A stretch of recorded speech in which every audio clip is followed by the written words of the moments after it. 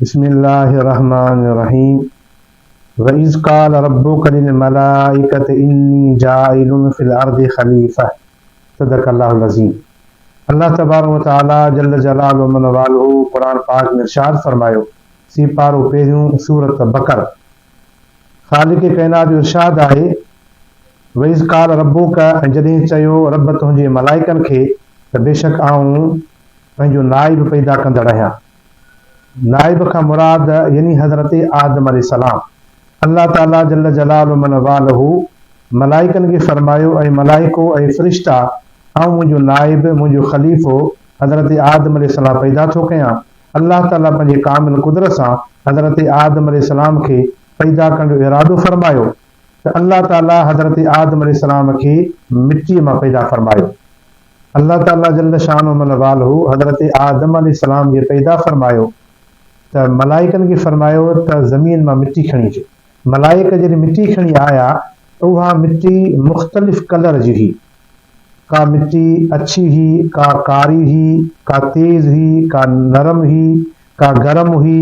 पोइ जहिड़ा मिटीअ जा कलर ऐं रंग हुआ, अल्लाह ताला पंहिंजी कुदरत सां आदम जी औलाद खे जॾहिं पैदा कयो त इंसाननि जा उहे दुनिया में ओड़ा कलर थिया।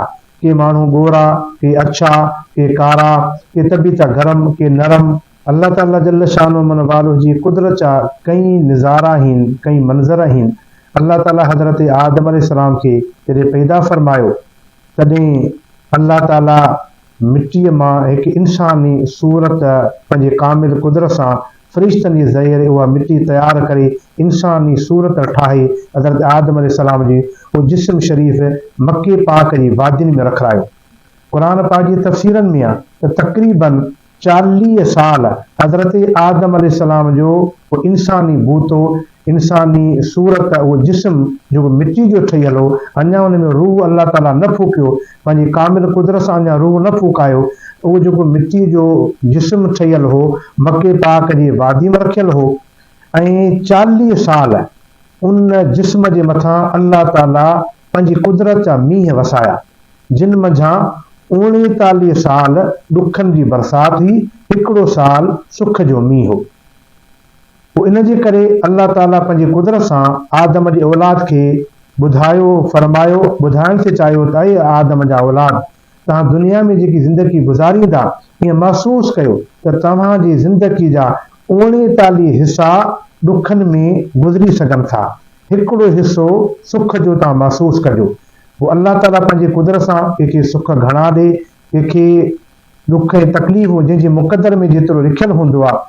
पाण करीम अलैहिस्सलातु वस्सलाम जी हदीस आहे, मिशकात मसाबी में हदीस आहे त पाण करीम अलैहिस्सलातु वस्सलाम फरमायो, तव्हां ते का तकलीफ़ अचे, ॾुख अचे, परेशानी अचे, या अहिड़ो मामिलो तव्हां करे विझो त इहो तव्हां न सोचो त जेकॾहिं हीअ कमु आऊं हीअं कया हा त हीअं कमु बहितर थिए हा, जेकॾहिं हीअ कमु आऊं हिन तरीक़े सां करियां हा त मूंखे हीअ तकलीफ़ न अचे हा, आज़माइश न अचे हा।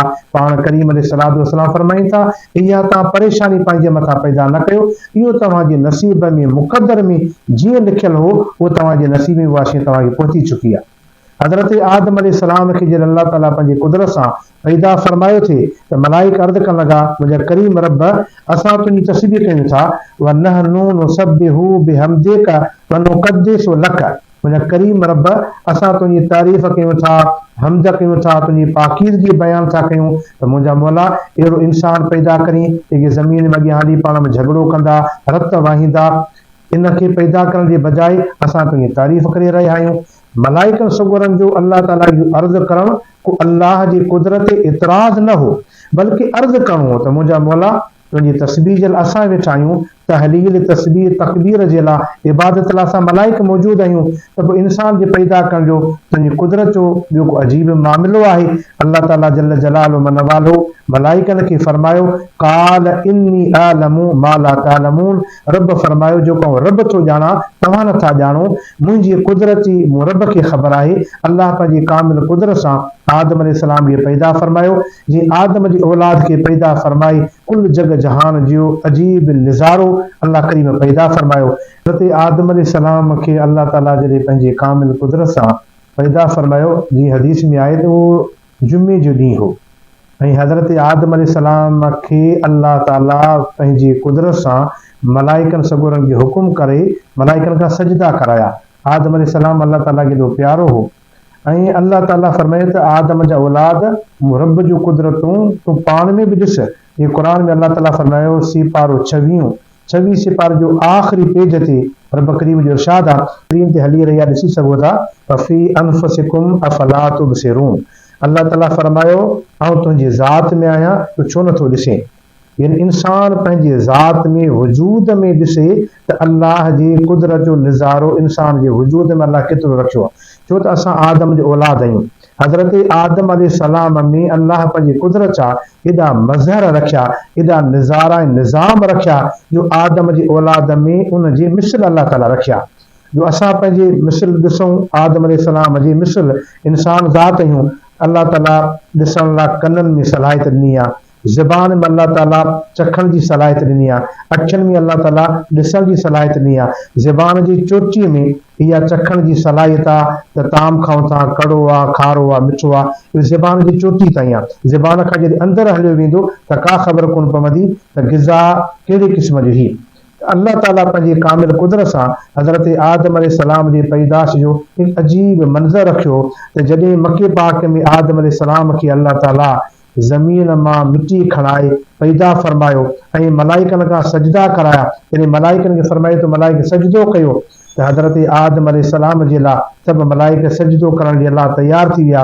अल्लाह क़ुर में फरमायो वइज़ कुलना लिल मलाइकति इसजुदू लिआदम फसजदू इल्ला इब्लीस अबा वस्तकबर वकान मिनल काफिरीन। पहिरीं सिपारे में अल्लाह ताला फरमायो जॾहिं मलाइकनि खे अल्लाह ताला फरमायो मलाइको सजदो करियो त सभिनी मलाइकनि सजदो कयो ऐं इब्लीस इनकार कयो। जॾहिं शैतान इनकार कयो अल्लाह ताला फरमायो वकान मिनल काफिरीन, इहो इनकारिन मां हो ऐं इहो काफ़िर हो। काफ़िर जी लफ़्ज़ी माना आहे इनकार कंदड़, इनकारी। इब्लीस इनकार कयो, हज़रत आदम अलैहिस्सलाम खे सजदो न कयो। मलाइकनि सजदो कयो। क़ुर पंहिंजी तफ़सीरनि में आहे त सभ खां पहिरीं हज़रत आदम अलैहिस्सलाम खे हज़रत जबरील अलैहिस्सलाम सजदो कयो। हज़रत जबरील अलैहिस्सलाम हज़रत आदम अलैहिस्सलाम खे ॿ सजदा कया। अल्लाह तबारक व तआला जल्ल जलालुहु मन वालहु हज़रत जबरील अलैहिस्सलाम खां पंहिंजे कामिल कुदरत सां पुछो त जबरील जॾहिं मूं अल्लाह जो अमर हो त हज़रत आदम अलैहिस्सलाम खे हिकिड़ो सजदो कयो, तव्हां ॿ सजदा कया, कहिड़े सबब जे करे कया। हज़रत जबरील अलैहिस्सलाम अर्ज़ कयो या अल्लाह जल्ल जलालुहु मन वालहु हिकिड़ो सजदो तुंहिंजे हुकुम जो मूं कयो, तो रब हुकुम कयो त मूं आदम अलैहिस्सलाम खे सजदो कयो। ॿियो सजदो मूं तो रब जे शुक्र जो कयो त मुंहिंजा मौला तो मूंखे तौफ़ीक़ ॾिनी जो मूं तो रब जे हुकुम सां हज़रत आदम अलैहिस्सलाम खे सजदो कयो ऐं शैतान सजदो न करे सघियो। त हिकिड़ो सजदो तो अल्लाह जे अमर जो, ॿियो सजदो तो रब जे शुक्र जो। त इंसान जॾहिं नमाज़ पढ़े थो, अल्लाह जी बंदगी करे थो त बाने खे खपे त रब जो शुक्र करे त मुंहिंजा मौला तो मूंखे इबादत करणी तौफ़ीक़ अता फरमाई, नमाज़ पढ़णी तौफ़ीक़ अता फरमाई, ऐं जो कुझु बि चङो अमल थो करे, ख़ैर ख़ैरात, हज, ज़कात, नमाज़, रोज़ो ऐं कंहिं ग़रीब जी मदद करणु, कंहिं मुस्लमान सां सुठो सलूक करणु, को चङाई जो अमल थो करे उन में रब जो शुक्र करे त मुंहिंजा मौला तो मूंखे चङाई करण जी तौफ़ीक़ अता फरमाई, ही नेक अमल करण जी तौफ़ीक़ अता फरमाई। उन में रब जो शुक्र करे थो त उनखे अल्लाह ताला वधीक सवाब अता फरमाए थो। अल्लाह ताला जल्ल शानो मन वालो असांखे हर नेक अमल करण जी तौफ़ीक़ अता फरमाई। इंशाअल्लाह बाक़ी हिन खां बाद में असांजा विडिया दीनी मालूमात तव्हांखे इंशाअल्लाह ॾींदा रहंदासूं।